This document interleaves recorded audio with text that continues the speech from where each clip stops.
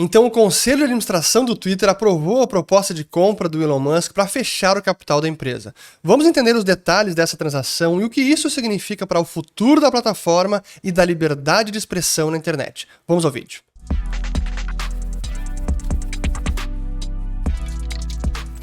Muito bem, a todos aqui que estão chegando agora aqui no canal. Meu nome é Fernando Urrich, aqui a gente fala de economia, mercados e investimentos. Se vocês gostarem do conteúdo, considerem se inscrever ativando o sininho aqui embaixo e também compartilhando esse vídeo. Pois finalmente o Conselho do Twitter aprovou os termos da proposta do Elon Musk. Conforme eu detalhei no vídeo anterior, vou colocar o link aqui em cima para que eu não tenha que repetir tudo o que já foi dito. E agora resta aos acionistas do Twitter aprovar a transação e o voto deve ocorrer nas próximas semanas. Ainda não há uma data específica, mas espera-se que a transação seja assim aprovada.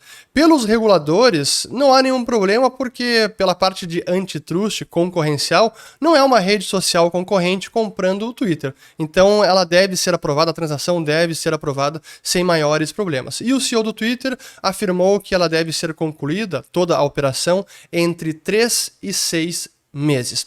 E eu quero falar neste vídeo então sobre alguns dos detalhes até da compra e do financiamento deste negócio pelo Elon Musk, como isso pode comprometer as finanças pessoais do Musk, o que isso significa para a liberdade de expressão e da democracia na internet e, por fim, também algumas especulações e reflexões finais sobre todo esse episódio, porque realmente é um marco e tem um simbolismo forte, até por toda a polêmica que já está gerando, e a gente viu nos últimos dias aí essa histeria que tomou conta, especialmente daqueles que são contra o Elon Musk, ou então que são mais dos liberals ou esquerdistas americanos ou progressistas.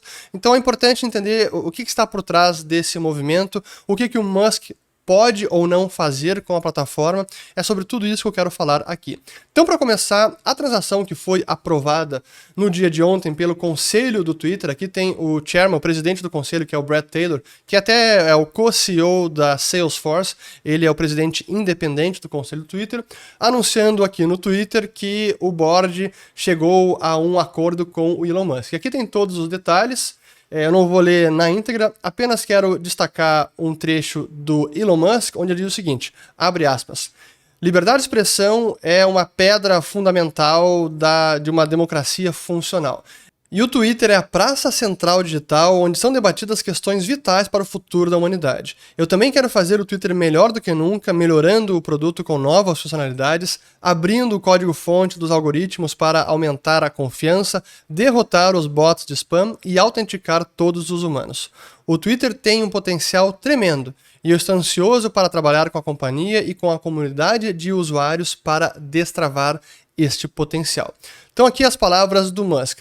Agora do lado da compra, como ela foi financiada, essa parte é interessante também, porque o Musk não tinha dinheiro, ele tem riqueza, patrimônio, mas não tinha liquidez para conseguir efetuar essa transação. E aí que vem o financiamento de bancos, onde de uma parte vem o próprio Elon Musk com caixa de 21 bilhões, mais 13 bilhões aqui são empréstimos do Morgan Stanley, Barclays e outros bancos, então 13 bilhões para financiar a aquisição, e mais 12,5 bilhões de dólares de empréstimo margem, tendo as ações da Tesla como garantia. E não é pouca coisa que ele vai ter que colocar para garantir esse empréstimo, é cerca de 1/3 da sua posição de Tesla, então mesmo para o homem mais rico do planeta, ele está colocando a risco um patrimônio considerável para financiar essa transação. E é importante também entender, e aí que entra a questão das finanças pessoais do Musk, isso pode gerar, essa aposta pode gerar até mesmo um estresse financeiro para ele, porque ao contrário de outras empresas de gigantes de tecnologia e de rede social, como é o caso do Facebook, e a empresa que tem um modelo de negócio mais próximo do Twitter, porque ambas as empresas, Twitter e Facebook, têm mais de 90% das receitas provenientes de anúncios, o Facebook é um gigante com faturamento de dezenas de bilhões, lucrativo, assim, uma rentabilidade absurda, geração de caixa fortíssima, e o Twitter não.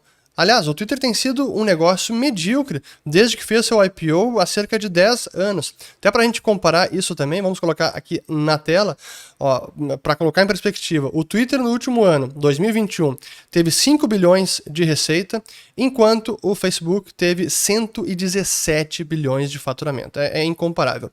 Em termos de lucratividade, O Twitter teve um prejuízo de 221 milhões, e vejam que praticamente desde o IPO lá em 2013, a empresa vem performando muito mal, prejuízo em vários anos ou em vários trimestres, enquanto o Facebook tem um net income de 38 bilhões. Assim, é realmente impressionante.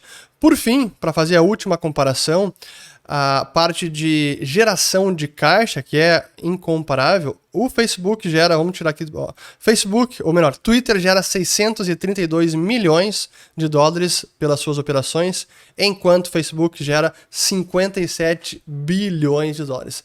É impressionante a diferença. Por que eu menciono este fato?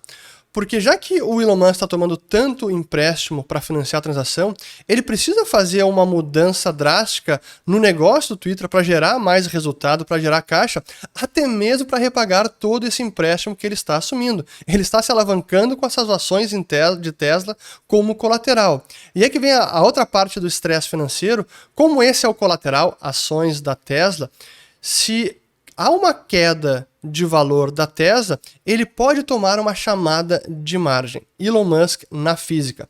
E é que eu vou colocar aqui esta análise de um analista mostrando aqui o seguinte, ó, que ele está tomando esse empréstimo de 12,5 bilhões, mas como colateral ele está colocando o equivalente a 62,5 bilhões de ações da Tesla. E se a ação cair 43%, ele pode tomar uma chamada de margem.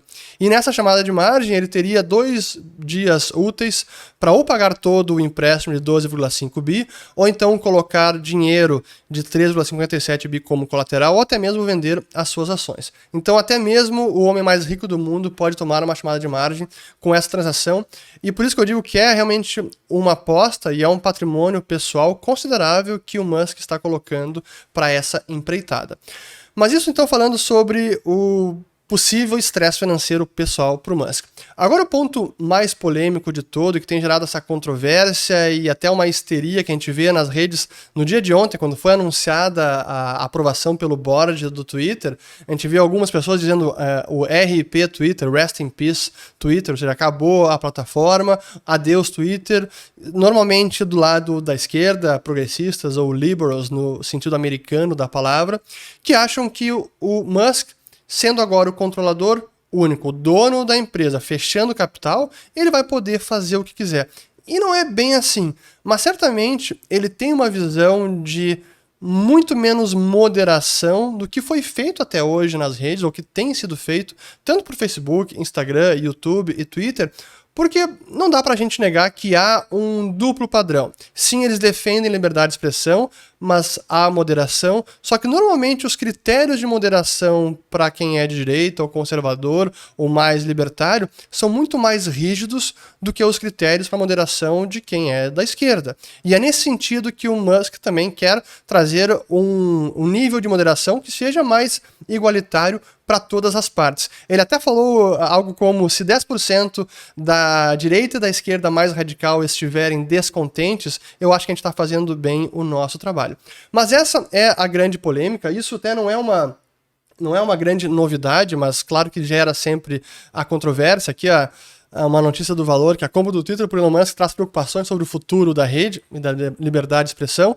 Normalmente quem é da esquerda diz que é uma ameaça à democracia, quem é da direita diz que o que está acontecendo hoje é uma ameaça à liberdade de expressão e democracia também. E aqui até uma medida que já ocorreu, onde todas as alterações de produtos e funcionalidades foram suspensas até que a transação seja concluída, ou pelo menos nesta semana. E é para mostrar como o Silicon Valley tem um ambiente de negócios muito mais próximo da esquerda, basta ver o total de doações, esses são dados de 2018, total de doações de empregados dessas empresas aos partidos em 2018. É o que eu vou colocar aqui na tela. Vejam só, aqui de várias empresas temos ali primeiro Netflix, Twitter, Airbnb, mais de 98% no caso do Twitter, empregados, doaram a candidatos do Partido Democrata. Então, assim, isso é visível que ocorre. E por conta dessa visão de mundo e da ideologia dessas pessoas, acaba havendo essa tendência a moderar de forma muito mais rígida os seus opositores ideológicos do que os seus, aqueles que pensam da mesma maneira. E é nesse sentido que muita gente tem dito, especialmente aqueles que não gostam do Musk, que isso é uma ameaça. Ele tomando controle do Twitter é uma ameaça à democracia. Honestamente, eu não vejo dessa forma, acho que ele poderia sim trazer um maior nivelamento de liberdade de expressão, com moderação que invariavelmente as empresas acabam fazendo. Isso, liberdade, ele, apesar do Musk ter dito que ele é um absolutista de liberdade de expressão, ele sabe que há limites. Ameaçar fisicamente alguém não é liberdade de expressão, é uma ameaça e não deve ser tolerada. Mas o que a gente vê hoje ocorrendo em termos de moderação das redes vai muito além disso. Tanto é que há aquela polêmica que começou já quando o Trump ainda estava na presidência, de que deveria haver uma alteração da famosa seção 230. Deixa eu até colocar este aqui na tela. Aqui temos o Section 230 do Communications Decency Act de 96, que diz que as empresas de tecnologia são meras intermediárias e não são legalmente responsáveis pelo conteúdo que está sendo colocado pelos usuários. O que não acontece com veículos de mídia, como jornais, revistas e canais de TV, porque realmente há um editorial, há uma editoria do conteúdo que está sendo publicado. No caso de rede social como Facebook, Twitter, Instagram, teoricamente isso não ocorre. Isso não ocorrendo, a seção 230 se aplica e isenta essas empresas de responsabilidade legal. A ideia do Trump era alterar, porque, segundo o Trump, já que essas empresas não estão apenas moderando, realmente estão ditando o que pode e não pode ser dito, isso não é mais apenas um intermediário. É alguém ativamente dizendo o que está sendo, o que pode ou não ser publicado. Portanto, seção 230 não deveria se aplicar a essas empresas e elas sim devem ser legalmente responsáveis pelo conteúdo. Essa é a ideia do Trump, e até isso foi perguntado agora no dia de ontem, logo depois que saiu a notícia da compra pelo Musk, para a secretária de imprensa da Casa Branca. Eu vou colocar este vídeo aqui porque é interessante ver exatamente o que ela responde quando o repórter pergunta isso. Então vamos lá e já volto para mim. Just a quick one on the breaking news, Twitter agreeing to let Elon Musk go through this purchase. Do you have a response to that? And does the White House have any concern that this new agreement might have President Trump back on the platform? Well, I'm not going to comment on a specific transaction. What I can tell you as a general matter, no matter who owns or runs Twitter, the president has long been concerned about the power of large social media platforms, the power they have over our everyday lives, has long argued that tech platforms must be held accountable for the harms they cause. He's been a strong supporter of fundamental reforms to achieve that goal, including reforms to Section 230, enacting antitrust reforms, requiring more transparency, and more. And he's encouraged that there's bipartisan interest in Congress. In terms of what hypothetical policies might happen, I'm just not going to speak to that at this point in time. On the situation. Então é a secretária de imprensa do governo Biden dizendo que não vai comentar a transação específica do Twitter, mas que sim reconhece que as empresas de tecnologia e redes sociais têm uma influência grande nas nossas vidas e que o governo Biden está olhando atentamente em como reformar a seção 230 para garantir liberdade de expressão e moderação e impedir discurso de ódio nas redes sociais. Mas é engraçado ver como a gente está tendo uma grande polarização por conta deste episódio, até olhando as mídias internacionais.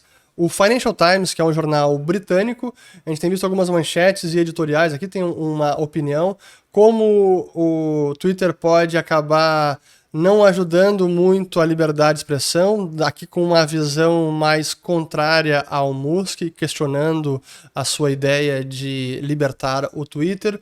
Aqui um caso da União Europeia, já que um comissário da União Europeia, já em tom de ameaça, dizendo para o Elon Musk, olha, que temos regras aqui na União Europeia, então não pode fazer o que quiser. Mas, por outro lado, um editorial do Wall Street Journal muito mais amigável e até interessado em ver, dizendo que no final que é fascinante ver como o Elon Musk vai transformar essa rede social e como a esquerda, os liberals, vão acabar esperneando no meio desse movimento todo. Então essa é é o que temos no momento da transação, ela precisa ser concluída, mas a polêmica está no ar e não vai acabar tão cedo. Mas a verdade é que o Musk ele também não tem controle total, porque ele tem as suas amarras. Por exemplo, alguns críticos da China estavam dizendo já e apoiando e sugerindo ao Musk que ele impedisse as empresas chinesas ou membros do Partido Comunista da China, ou então da Rússia, ou então de países que apoiam terrorismo no Oriente Médio, que impedissem esses usuários de usar a plataforma para expressarem as suas ideias.